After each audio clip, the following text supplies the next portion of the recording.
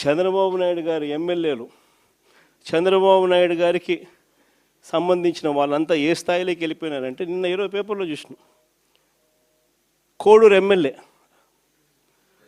అరవ శ్రీధర్, అదే మనిషేనా అసలు ఇది ఎమ్మెల్యేనా అని అనిపిస్తుంది నాకు.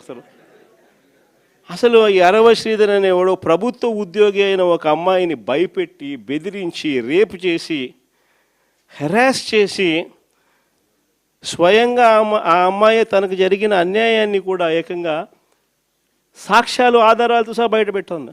ఆముదాల వలస ఎమ్మెల్యే ఇంకోడు కూన రవికుమార్. ఈయన గారి వేధింపులు భరించలేక గవర్నమెంట్ స్కూల్ ప్రిన్సిపల్ ఆత్మహత్యా యత్నం చేసుకుంటే ఇప్పటి వరకు చర్యలు లేవు.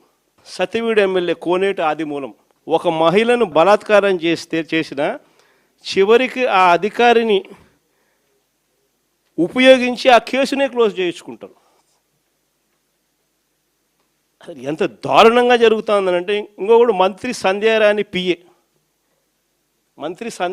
పిఏ ఇంకొకడు తనను లైంగికంగా వేధిస్తున్నాడని మరొక ప్రభుత్వ ఉద్యోగి అయిన మహిళ ఫిర్యాదు చేస్తే అతన్ని వదిలేసి ఫిర్యాదు చేసిన ఆయమను జైల్లో పెడతారు.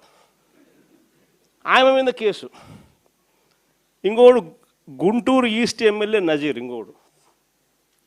ఈ మనిషి అశ్లీల వీడియోలు కూడా ఆయనతో మాట్లాడుతున్నాడు, ఈడు అశ్లీల వీడియోలు చూస్తూ ఉన్నాడు, ఈడు అశ్లీలంగా చేస్తూ. అసలు వీళ్ళు ఎవడు అసలు ఏ ప్రపంచంలో ఉండవు. ఇంకోడు మంత్రి వాసంశెట్టి సుభాష్ ఇంకొకడు. ఏకంగా అశ్లీల డ్యాన్సులు చేస్తూ ఏకంగా చిందులేస్తానంటారు. అశ్లీల డ్యాన్సులు చేస్తూ ఏకంగా స్టేజ్ ఎక్కి చిందులేస్తాడు మంత్రి. అసలు నాకు ఆశ్చర్యంగా ఉంది. అసలు జంగల్ రాజ్యం అని అంటే ఇంకా వేరే పేరు ఏమైనా ఉంటుందా ఈ ప్రభుత్వంలో జరుగుతూ ఉన్న పనులకు? అసలు ఈ స్టేజ్లోకి ఒక ప్రభుత్వం పోవడం ఏంది? దగ్గరుండి ఇట్లా టోళ్ళని తీసుకొని పోయి ఇన్సిడెంట్ జరిగితే భయము, భక్తి లేకపోకుండా మరుసటి రోజు జైల్లో పెట్టాల్సిన వాళ్ళందరినీ జైలు అనేది ఎలా ఉంటుందో చూపించాల్సింది పోయి, ఇలాంటిది ఏదైనా చేయాలంటే బొల్లులో భయం అనేది ఎలా ఉంటుందో చూపించాల్సింది పోయి, వీళ్ళందరినీ ప్రోత్సహిస్తాడు ఎవడు? వీళ్ళందరినీ ప్రోత్సహిస్తూ ఉండేది వీళ్ళు. సాక్షాత్తు దగ్గరుండి చంద్రబాబు నాయుడు, ఆయన కొడుకు, ఆయన ప్రభుత్వం. నిజంగా ఇలాంటి పాలనలో మనం ఉన్నాము, ఇలాంటి రాష్ట్రంలో మనం ఉన్నాము అని నిజంగా జంగల్ రాజ్యం అని అంటే ఇదే. విచ్చలవిడి అవినీతి కనిపిస్తూ ఉంది. ఎమ్మెల్యేల దగ్గర నుంచి, మంత్రుల దగ్గర నుంచి విచ్చలవిడితనం కనిపిస్తూ ఉంది. విపరీతమైన కరప్షను, పోలీసులు రెడ్ బుక్ రాజ్యాంగం. ఏ మనిషి తప్పు చేయకపోయినా కానీ దొంగ సాక్ష్యాలు, దొంగ కేసులు పెట్టి బెదిరిస్తూ ఉన్నారు, తీసుకొని పోతున్నారు, అరెస్టులు చేస్తూ ఉన్నారు.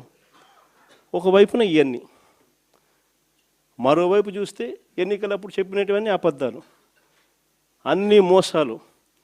మరోవైపున మంచి పథకాలన్నీ రద్దు. ఇంకోవైపు చూస్తే వ్యవస్థలన్నీ కొలాప్స్. ఈ మాదిరిగా సాగుతూ ఉంది చంద్రబాబు నాయుడు పాలన.